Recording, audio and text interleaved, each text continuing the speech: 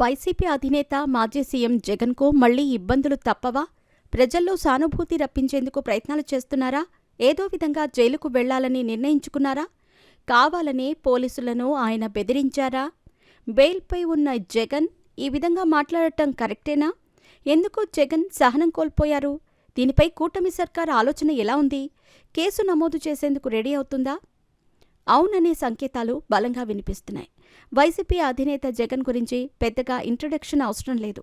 ప్రతిపక్ష నాయకుడిగా, ముఖ్యమంత్రిగా పనిచేసిన అనుభవం ఆయన సొంతం. ఏదైనా విషయంపై రియాక్ట్ అయ్యేటప్పుడు కాస్త ఆలోచించి మాట్లాడాలి. తేడా వస్తే ఆయనకు ఇబ్బందులు తప్పవు.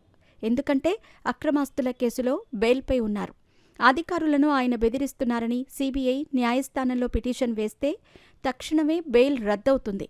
అందుకే మీడియా ముందుకొచ్చిన ప్రతిసారి జగన్ జాగ్రత్తగా మాట్లాడాలని చెబుతున్నారు కొందరు నేతలు.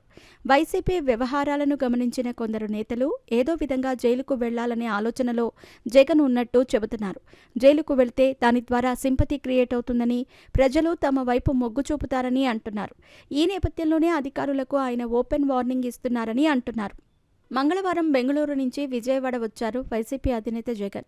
ఆ తర్వాత ములాఖాత్లో మాజీ ఎమ్మెల్యే వల్లభనేని వంశీని కలిశారు.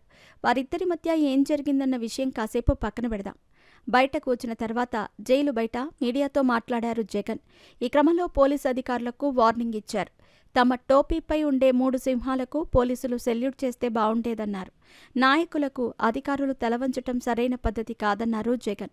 తమ నాయకులపై అక్రమ కేసులు పెట్టిన అధికారులను వైసీపీ ప్రభుత్వం వచ్చిన తర్వాత బట్టలుడదీసి నిలబెడతామన్నారు. ఏ ఒక్కరినీ వదలబోమని పలుమార్లు పదే హెచ్చరించారు. రిటైర్ అయినా సప్త సముద్రాల అవతలున్నా లాక్కొస్తామని వ్యాఖ్యానించటంపై ప్రభుత్వం దృష్టి సారించినట్టు తెలుస్తోంది. వల్లభనేని వంశీ కేసు విచారణ జరుగుతోంది. ఇలాంటి సమయంలో అధికారులను మాజీ సీఎం ఈ విధంగా వార్నింగ్ ఇవ్వటం అధికారులకు బెదిరించటమేనని అంటున్నారు. దీనిపై కొందరు పోలీసు అధికారులు ఆగ్రహం వ్యక్తం చేసినట్టు తెలుస్తోంది. ఈ క్రమంలో అధికారులను బెదిరింపుల కింద జగన్పై కేసు నమోదు చేస్తే ఎలా ఉంటుందని ప్రభుత్వం ఆలోచన చేస్తున్నట్టు టీడీపీ నేత ఒకరు చెప్పారు. గతంలో వైసీపీ కార్యాలయంలో మీడియా మాట్లాడిన జగన్ అప్పటి తిరుపతి ఎస్పీని సుబ్బరాయుణ్ణి ఇదే విధంగా హెచ్చరించారని అంటున్నారు కూడా. జగన్ బయటకు వచ్చిన ప్రతిసారి ఈ విధంగా వార్నింగ్ ఇస్తే తాము ఉద్యోగాలు చేయలేమని అంటున్నారు. దీనిపై ప్రభుత్వం సీరియస్గా దృష్టి సారించినట్టు తెలుస్తోంది. న్యాయ నిపుణులతో ప్రభుత్వం సంప్రదింపులు చేస్తున్నట్టు తెలుస్తోంది. రేపో మాపో జగన్పై కేసు నమోదు చేయటమా లేదా అనేది దానిపై కూడా క్లారిటీ రావచ్చని అంటున్నారు. జగన్ మాటలపై సీబీఐ సైతం ఫోకస్ చేసిందని అంటున్నారు.